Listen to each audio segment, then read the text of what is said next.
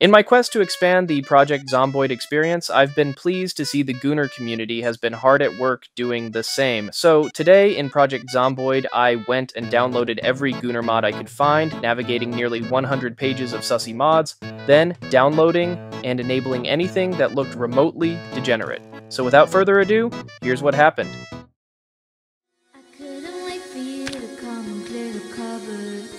Hey, disconnected! So, off the bat, we got a lot going on here. We'll be going with base apocalypse settings, spawning in Rosewood. You'll note there is an option to spawn in Horny Jail. Unfortunately, this places you in a prison cell with nothing to interact with, and in all honesty, makes perfect sense. I digress. We're going with our chosen build. I'm not going to list out all the traits because I don't want to. We started this run like any other, looting our spawn house and equipping our waifu body pillow. We come to terms with leaving our katana behind as it is a cheap replica likely purchased at Comic-Con. We then head out only to see the real-time results of the Mountain Dew and Chicken Tendy diet struggling to open a window. After another failed attempt, we get impatient and finally enter our neighbor's house. We then cut the occupant's lease short only to find that they were broke as fuck, prompting us to move on. We managed to actually open a window, this time claiming a few items of value. We then continue our journey headed towards the elementary school in search of a bag. Unfortunately, backpacks are Skibidi, Ohio, so nobody had any. We then commit America and unalive everyone on the premises.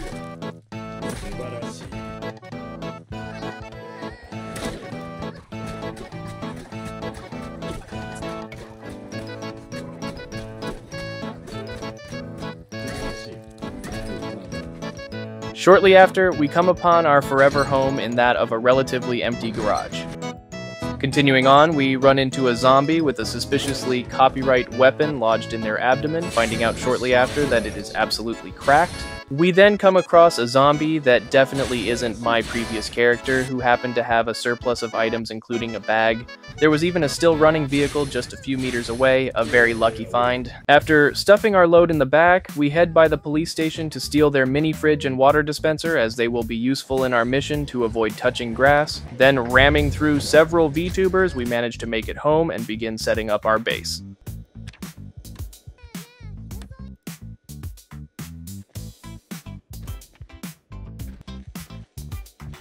With our Goon Cave now properly furnished, we sit down for an episode of our favorite non-copyright anime before turning in for the night. We start the following day with a hearty breakfast, providing the energy needed to rob our new neighbors. However, we unknowingly moved into upper middle class suburbia and found out our neighbors can afford the premium battle pass. After grabbing a few items, we ran outside to face the consequences of using public Wi-Fi as singles in our area begin to flood our DMs. Delivering swift justice on the local scammers gives a certain sense of purpose to the lowly Gooner. As lifelong cave dwellers, our contributions to society are few and far between, and personally, I think everyone deserves some brownie points every once in a while. Upon returning home, we find that our natural essence has attracted a milady. Unfortunately, we were too busy practicing the blade, thus sending her to the Shadow Realm and returning our loot shortly after. We then used the rest of the day to finish raiding the police station, then headed across the street to sleep at the fire station for the night, as we are quite scared of the dark.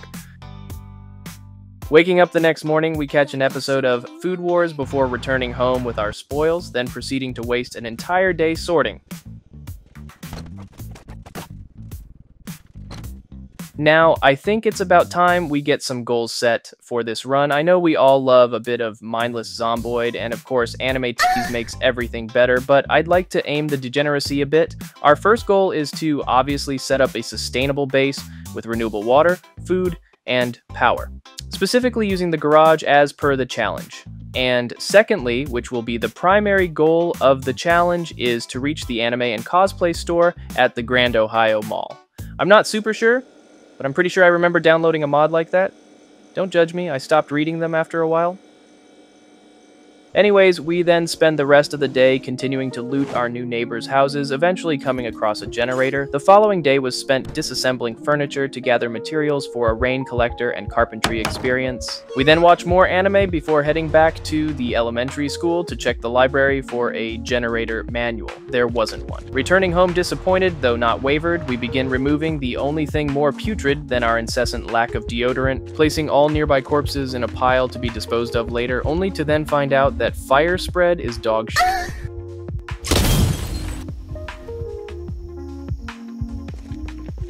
We then start work on fortifying our base, replacing the American Dream with sturdy wooden walls, only to then be interrupted by worried onlookers insisting that playing with my wood is an unhealthy practice. Little do they know it's not a problem and I can stop whenever I want. Unfortunately, they knew about the droid attack on the Wookiees and sent more ops than we'd bargained for, resulting in our favorite edgelord getting bitten twice. The odds were quickly getting stacked against us, with our stamina rapidly decreasing as the fight rolled into the later hours of the day. Thankfully, as long as we could make it without completely dying, we had an emergency cure ready for just such a situation.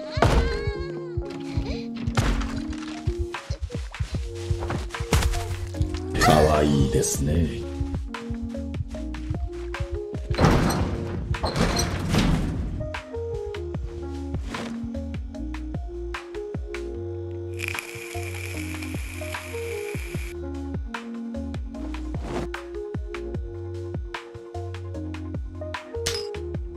Now, cured, bandaged, and moderately safe, we finally get to lay back in our goon chair for some well-deserved sleep.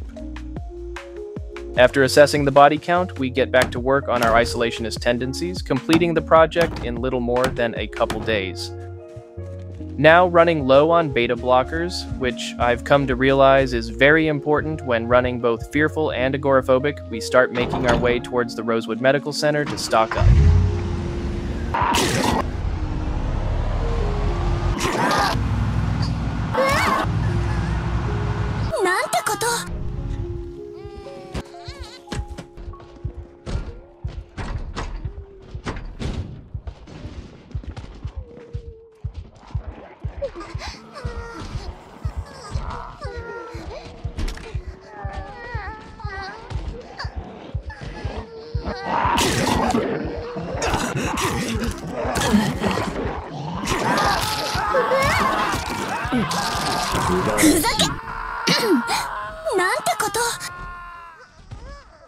So, after an unsuccessful run to the med center, we came to the realization that being fearful is a skill issue and decided not to be scared anymore. Now, I found myself getting increasingly impatient with this playthrough, while at the same time drastically unprepared for 25% furry sprinters. Therefore, I decided it's time to become a speedrunner and started prepping for the trip to the mall in order to find the fabled and holy anime store. But before that came a quick stop to the Rosewood prison, and of course by quick, I mean an entire day spent clearing out the parking lot.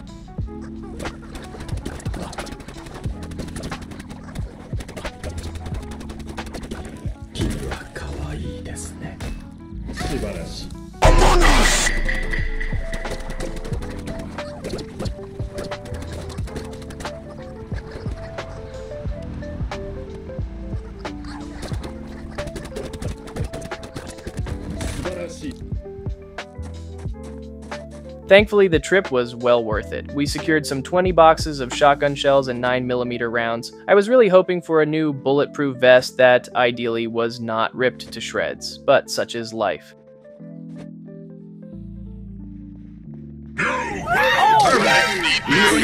He needs some milk!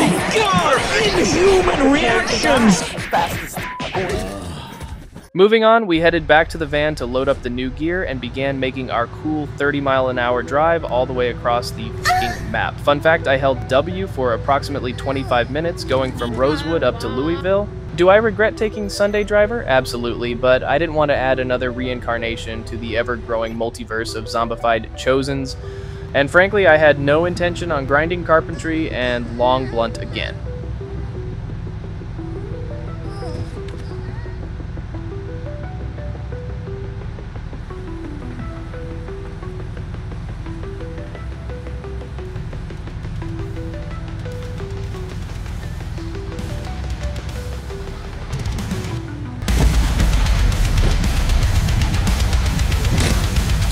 Subarashi. Oya, oya, oya. Oya, oya. Subarashi.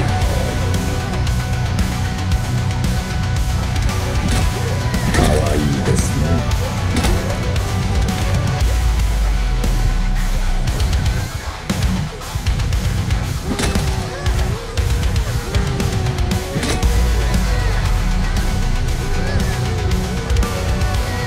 素晴らしい。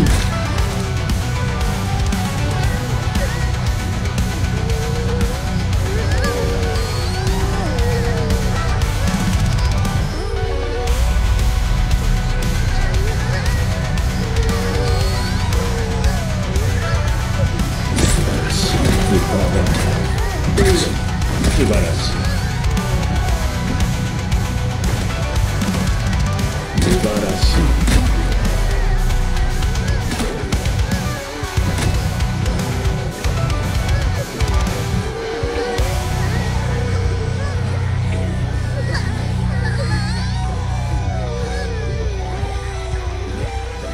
素晴らしい。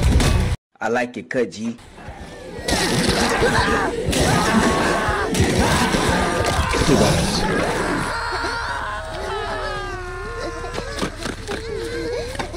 So, rather than edge myself and you, I decided to spawn in the mall to see if the anime store was even there in the first place. Surprise! It wasn't. Long and throbbing story short, I got pissed off and decided to cut myself a break in the editing process so I can move on to a playthrough that provides more dopamine. Moral of the story, don't download Gooner mods, touch some grass, and do a 10 years later run like normal people. Anyway, I'll see you next time. Later.